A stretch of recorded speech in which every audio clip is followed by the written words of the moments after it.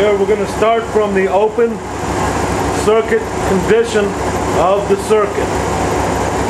The circuit consists of 3 pancake-shaped coils, V-shaped triangular coils, hooked up as delta series resonances.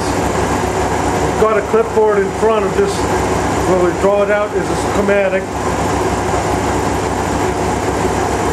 Each of them pancake coils have capacities. Right now, they're resonating according to an estimation of reactive balancing. We want to know what our input conditions are initially now. Probably the most important parts of it.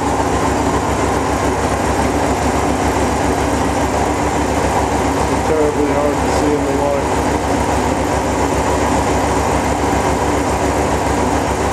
We have the stator line inputs. This condition we see we got more on 1-3 and 2-3 than the middle one. And then underneath that, directly underneath those, are the individual phase amperages. And on each of them, bottom ones are stator voltages. This situation, that state then, is the open loaded state. Now what we're going to do then is we're going to look at our schematic over here.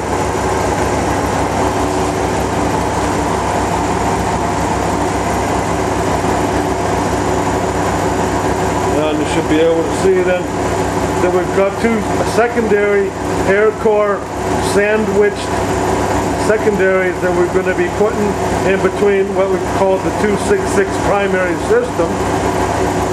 On the 266 primary system, the middle layer has a reverse polarity as what would it be if it were 3-phase through. Now then, what we're going to do then is engage the top secondary, and that would be represented by the yellow and gray meters to the right, which would be the voltage and the current that we induce. So we're going to do that now and hook up that coil there. While we hook up that coil there, we're going to be looking on our change of primary input, which is of course crucial for these observations. Now we put coil number 1 up, top coil.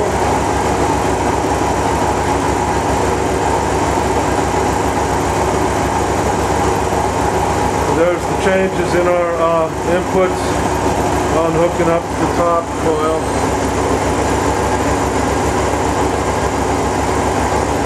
I don't know if that lighting is sufficient. Here's the output from our top coil. And we have an output of 128 volts, enabling 19 milliamps, 19.5 milliamps on the top coil. Now then, we're going to leave that there, and we're going to engage the bottom coil.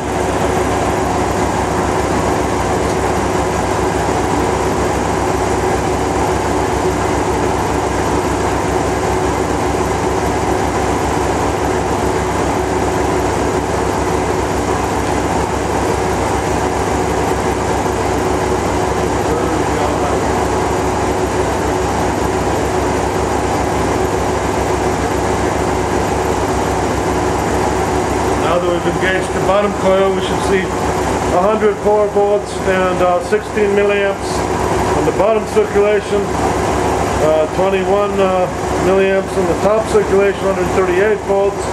Now the corresponding change of input once both of these secondaries have been added in their independent action.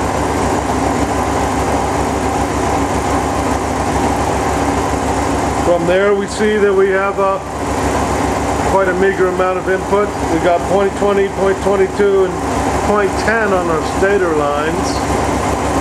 And we got 0.13, 0.10, 0.10 on phases 1, 2, and 3.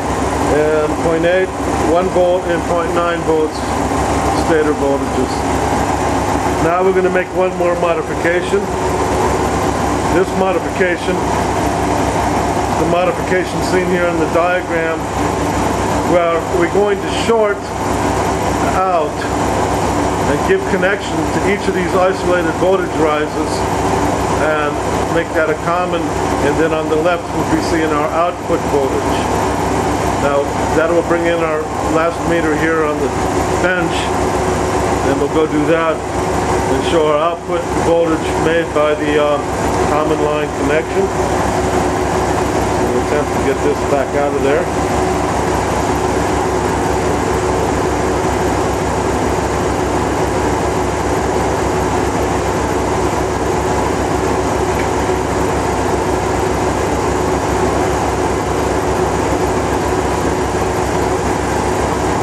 Assume that middle meter that I just brought into the picture is reading 75 volts right now.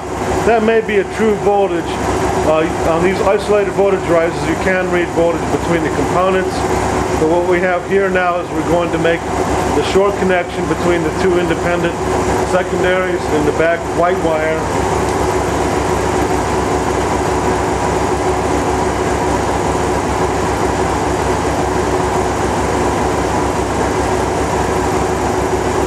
Now you should be able to see them.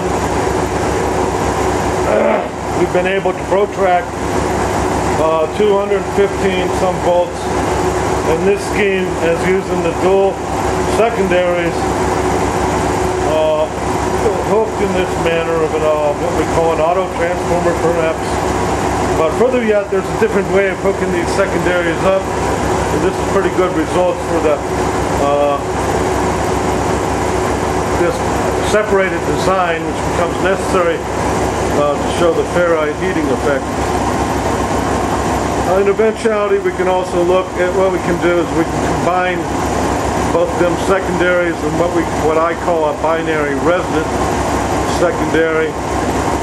But that's a little like communism, because it takes whatever the low side of the circuit is, it prohibits the other side of the circuit from going to a higher amperage.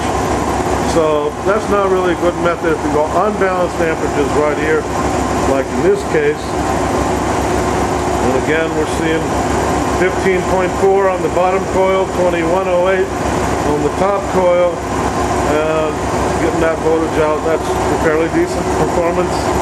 We might even be able to find the phase angles if we thought about the reference voltages and where it was created from.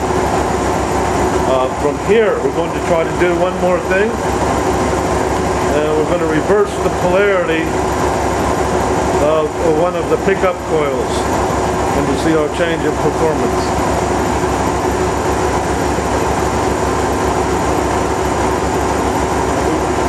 We'll choose the bottom coil, I think.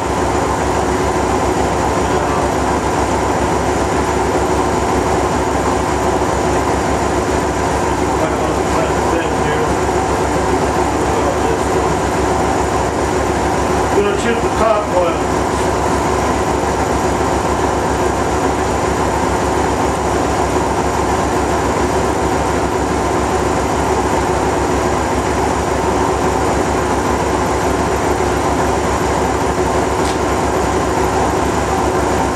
And as we can see then, obviously changing that coil polarity changed everything all over again, and now we're only getting 120 volts between the pairing, and we can classify this as a project done on the dang.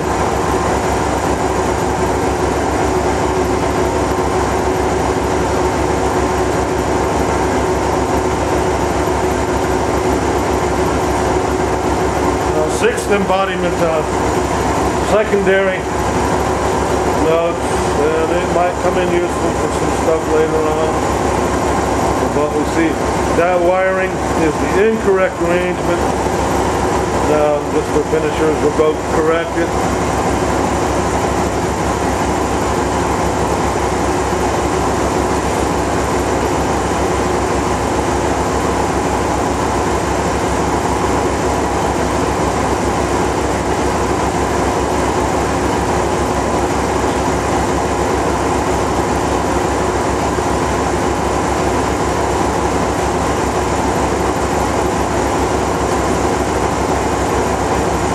then there again, we're back to our corrected version. And I think we got to cut this short. We're looking at the input real quick.